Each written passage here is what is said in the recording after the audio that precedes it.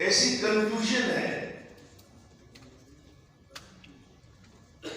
मैं जहां तक समझता हूं कि जो यहां पे एक माइंडसेट है वो हमारे पॉलिटिशियन में है, वो हमारे ब्यूरोक्रेट्स में है, वो मीडिया और जज में है। वो ये कहते हैं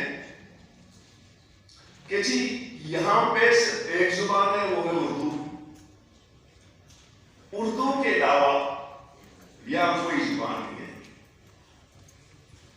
अब वो अपने बच्चों को भी उर्दू नहीं पढ़ाते हैं। सबके बच्चे अंग्रेजी पढ़ते हैं क्योंकि कंपटीशन में तो अंग्रेजी है ना। गरीब के बच्चे को कहते हैं आप उर्दू पढ़ें। हमारे स्कूलों में उर्दू है। मैं खुद टाट का पैदावार हूं, टाट की स्कूलों में मैंने पढ़ा है। अब अगर मैं कहूं कि जी यस आई एम पाकिस्तानी और पाकिस्तान मेरा मुल्क है, लेकिन साथ साथ मैं बलूच भी हूं।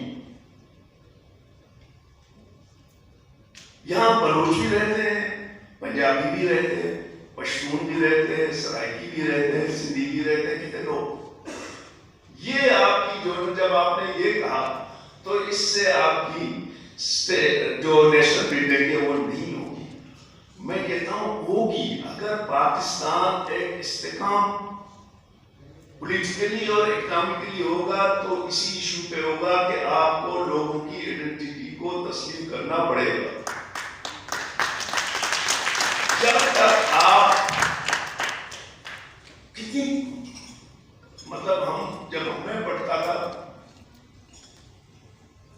पानीपत की पहली लड़ाई, पानीपत की दूसरी लड़ाई, पानीपत की तीसरी लड़ाई, मेरी समझ में नहीं है ये सारे लड़ाई पानीपत में क्यों हो रहे थे।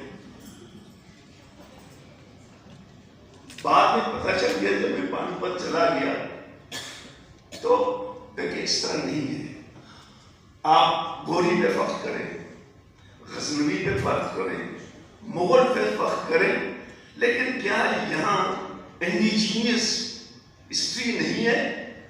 बुल्ले शाह को क्यों नहीं पढ़ाते बच्चों को? खुशाल खान खट्टर को क्यों नहीं पढ़ाते हैं? अताशात को क्यों नहीं पढ़ाते हैं? रहमान बाबा को क्यों नहीं पढ़ाते हो? हमने अपनी हिस्ट्री को भी ट्विस्ट किया है कि जी सेंट्रल एशियन हिस्ट्री को मैं पढ़ाता हूं, लेकिन जो यहाँ इंडस है, गंडामिक है, महगढ़ है, ये मेरी उसमें नहीं है। भाई इस तरह से कैसे नेशनल बिल्डिंग होगी? नेशनल बिल्डिंग उस वक्त होगी कि जब आप इस मुल्क को एक ट्रू फेडरल निजाम के तहत चलाएंगे।